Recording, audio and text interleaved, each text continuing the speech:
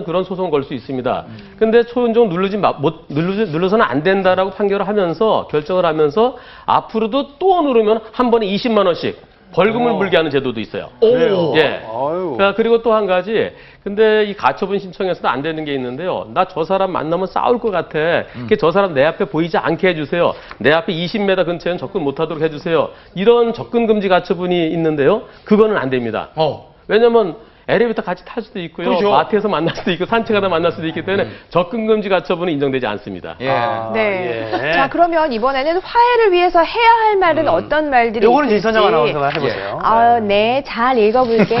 네. 그래요. 어머, 들어오세요. 같이 얘기 한번 나눠보고요. 네. 아우, 얘가 저희 아이예요. 아까 강성범 씨 위에 계신 분이 맞아요. 그렇게 중요해요, 말씀하셨죠. 저거는. 네, 그리고 세 번째. 시끄러워서 힘드시죠. 네, 공감을 얄밉게 해주시고. 말고. 예.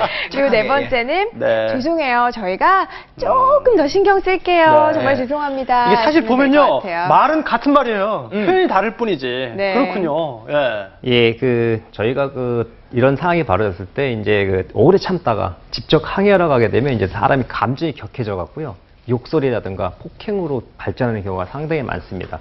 이럴 경우에는 감정이 격해져 갖고 거의 층간소음 문제를 해결할 수가 없습니다. 그래서 만약에 층간소음이 발생하게 되면 언제 발생했는지, 강도가 어느 정도인지, 종류가 뭔지를 이렇게 메모를 자세히 해놨다가 편지 형식으로 조금만 좀 조심해 주십시오라는 이렇게 전달해 주면 네. 대부분 상식 있는 사람들은 아랫집에서 항의가 온 거에 대해서 조심하기 때문에 빠른 시간 내에 층간소음 문제를 해결할 수가 있습니다. 그렇군요. 네. 자, 그럼 지금부터는요, 우리가 실제적으로 층간소음을 줄이기 위해서 좀 노력을 하면 어느 정도 소음이 줄어드는지 이것도 궁금하시죠? 저희가 실험을 통해서 알아봤습니다.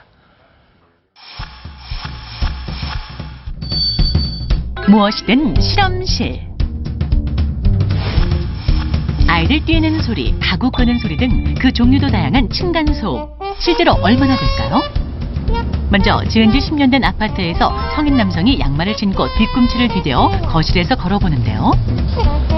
그렇다면 아래층에서 실제 소음 정도는 얼마나 될까? 측정 결과 평균 40dB. 낮 시간 층간소음 기준인 40dB에 준하는 수치인데요. 아이들이 뛸 때 소음은 얼마나 될까? 아파트 거실을 아이 3명이 맨발로 뛰어다닙니다. 아래층에서 소음을 측정하니 평균 55dB. 이 정도면 집안에서 전화벨이 울리는 소리와 비슷합니다. 이번엔 거실에서 의자를 바닥에 닿은 채로 끌어봤는데요. 아래층에서 측정한 결과 약 49dB. 법적 기준을 넘어선 수치입니다. 진공청소기는 46dB, 망치질은 48dB, 층간소음 이렇게 심한 이유가 뭘까요? 위층으로 봤을 때는 바닥이잖아요. 이 바닥이 마치 스피커의 진동판처럼 이렇게 울려가지고 피부라든가 신체에 자극을 주는 이런 소음이기 때문에 아주 스트레스도 극대화될 수가 있는 소리다.